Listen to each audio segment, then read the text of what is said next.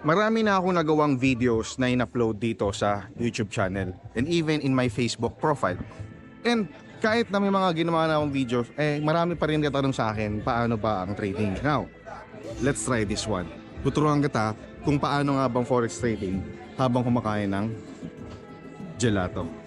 Alright, ciao. Ferrero Rocher Stracciatella.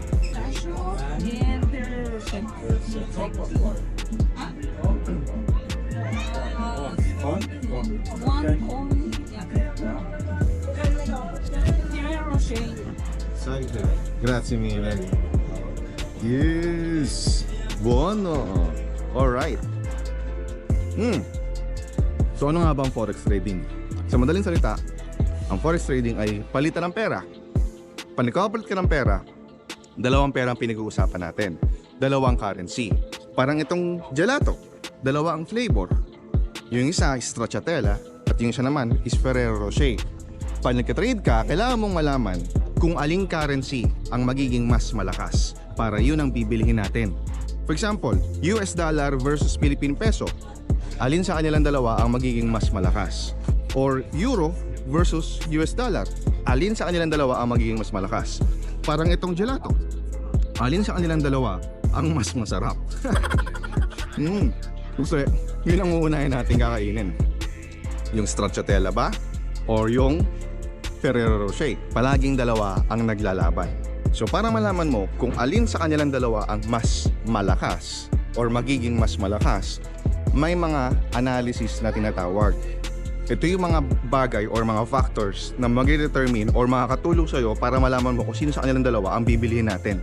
Parang ito. Ano ba yung mga factors? Bakit ito yung pinili mong flavor? Mahilig ka ba sa matamis? Mahilig ka ba sa chocolate? Mahilig ka ba sa cookies? Mahilig ka ba sa gatas? Or whatsoever. Maraming factors. Pero teka lang. Natutunaw na. Sarap. Sorry. Nagko-content nga pala tayo. Ang kagandahan kasi sa forex trading, pwede kang kumita through buying and selling. Whether mahina or malakas ang ekonomiya ng currency na tinatrade natin, pwede mong pagkakitaan parehas. Hindi tulad ng stock market na kung saan kikita ka lang kapag mataas or nag-appreciate ang value ng stocks na binili mo. Sa forex market, bagsak or maganda ang takbo ng ekonomiya, pwede kang kumita.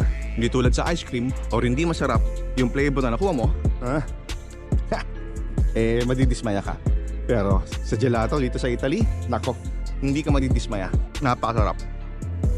Now, sa pag-a-analyze ng market, gumagamit tayo ng mga platforms and website para doon tayo mag-analyze ng market. So, in my case, ang ginagamit ko sa pag-a-analyze ng market is tradingview.com.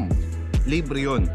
Meron ding plans na may bayad. Pero for starters, pwede ka magsimula ng libre lang. Sa pag-enter naman ng trade, gumagamit ako ng MT4 or MT5 platform. Downloadable yan sa cellphone. At syempre, para makapag-trade ka, kailangan mo ng forex broker. At ang forex broker na gamit ko is XM. Kung wala ka pang XM, gamitin mo yung link at saka partner code na nasa description box. Ito yan, flash ko rin dito para may mga exclusive promotions sa'yo ang XM. Tulad ng 100% deposit bonus and also the loyalty bonus. Ang sarap talaga ng gelato rito. Magkano naman ang kapital para mapagsimula ka makapag-trade? Actually sa XM, for as low as 1,700 pesos, pwede ka na makapag-start ng trading mo. Imagine that, 1,700 pesos. Ngayon, syempre, bago ka makapag-trade, kailangan mo muna pag-aralan ang trading. The question is, saan ka dapat mag-aral? Merong dalawang paraan para mag-aral. Number one is self-study, which is magagawa mo yan sa YouTube University. Tulad ito, pinapanood mo ako sa YouTube. Marami akong in-upload dyan dito sa aking channel ng mga tutorials about trading. Pwede kang magsimula dyan, libre, walang bayad. Another way para pag-aralan mo ang forex trading is through paid courses. Dito sa Pilipinas, sobrang dami nagbebenta ng course. And actually, maski ako, meron akong paid course. Ang tawag dito is Lifestyle Traders Academy. Dito tinuro ko step by step kung paano ko ginagawa yung personal trading ko. Tinuro ko dyan yung mga personal trading strategies ko. Mga bagay na hindi ko tinuturo dito sa YouTube, syempre. Exclusive sa mga students ko sa Lifestyle Traders Academy. So kung interesado ka na maging estudyante ko, well, you can consider enrolling sa Lifestyle Traders Academy ko. But for starters, pwede ka magsimula sa YouTube, libre lang. Ngayon, halimbawa, inaral mo na nga ang trading at kahit paano ay meron ka ng kaalaman at gusto mo nang kumita agad sa trading, kaya sumubo ka na agad na mag-trade. Nag-open ka na ng trading account, nilagin mo na sa MT4 or MT5 application sa cellphone mo, at ready ka na mag-enter ng trade talaga. The problem is, pag open mo ng chart, boom! What the? Hindi mo alam kung anong gagawin mo. Ano tong mga candles na to? Paano magpindot ng buy, ng sell order? At kung ano-ano pa. Pag nandun ka na sa sitwasyon na yon, hindi mo alam kung anong gagawin mo. Di ba? Nakakabobo. Ito para mas maintindihan mo. Imagine, nasa harapan ka ng chart. Ang kailangan mo lang naman malaman dyan is kung yung chart ba na ititrade mo is aangat ba or bababa. Kung sa tingin mo, aangat, ang pipindutin mo, buy order. At pag pindot mo ng buy order, tapos yung price ay umangat nga, congrats, profit ka. Pero pag pindot mo ng buy order, tapos yung price ay bumaba, sorry, talo ka.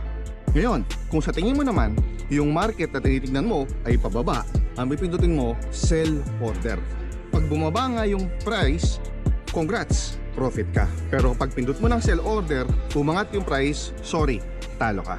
Ngayon, sapat na ba na alam mo lang kung paano mag-buy at sell? Of course, hindi. Kailangan mo ring malaman kung saan ka mag-e-exit. Paano ka mag-e-exit? By placing stop loss order and take profit order. Take profit. Ito yung order na pagka tinamaan yung price na yon, ibig sabihin, panalo ka. Yung stop loss order naman, pag tinamaan yan, talo ka. Well, ginagawa natin to para maprotektahan natin yung pera natin para hindi naman masunog or matalo yung buong kapital natin. Kailangan mong gawin yan.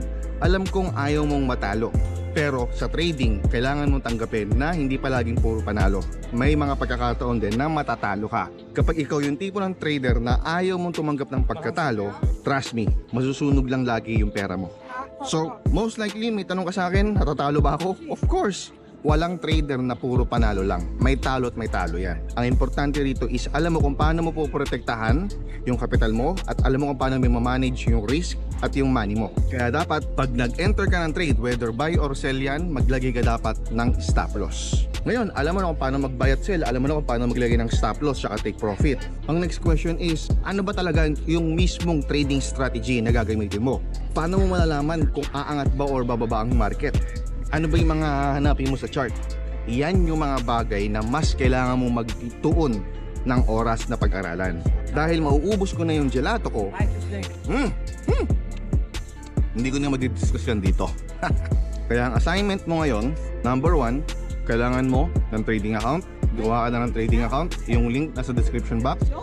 Ang next assignment mo is pag-aralan mo ng gusto yung trading. Whether sa YouTube University ka or maghanap ka ng paid course na tingin mo makakatulong sa'yo. At bonus kung meron kang trading coach na mas makakapaggabay sa'yo. At super bonus kapag yung trading coach na nakuha mo ay ubod ng gwapo. Katulad ng lalaking kumakain ng gelato sa harapan mo. So paano? Kung may tanong ka sa akin, pwede ka mag-comment sa baba kung meron kang gustong malaman na topic o kung gusto mong maging estudyante ko sa Lifestyle Traders Academy. All you need to do is to send me a message sa aking Facebook page. Yung link ng aking official Facebook page ay nasa description box. Make sure na tamang Facebook page, kaya nilagay ko yung link sa baba. Kasi marami pong mga posters na gumagaya ng aking profile. Ang sarap talaga ng gelato rito. Ubusin ko na to. I'll see you on the other side. Ciao!